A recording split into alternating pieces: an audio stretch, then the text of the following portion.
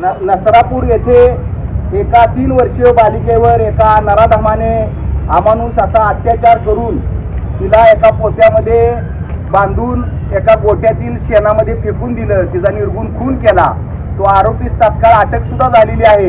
परंतु अशा आरोपीमध्ये दिवसेंदिवस वाढ होत असल्या कारणाने कुणाची ही मुलगी असेल, कुठल्याही समाजाची असेल तर ती मुलगी आहे आणि आरोपी हा कुठलाही समाजाचा कुठलाही असेल तर तो आरोपी आहे। आरोपीलाही जात नसती आणि त्या गेलेल्या मृतदेहाला सुद्धा जात राहिली नसती। तर कायदा सुव्यवस्था राखण्यासाठी शासनानं तात्काळ अशा आरोपीस फाशी दिली पाहिजे। फास्ट ट्रॅक कोर्टामध्ये हा विषय नेऊन तात्काळ 3 महिने 4 महिने 6 महिन्याच्या आत अशा नराधमास फाशी झाली पाहिजे अशी मागणी। दिवस अत्याचाराचं प्रमाण वाढत चाललेलं आहे।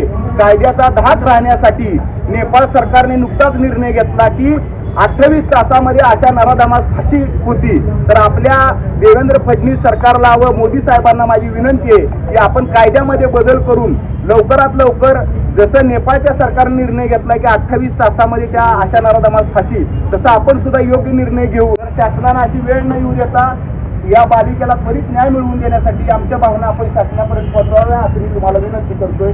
धन्यवाद।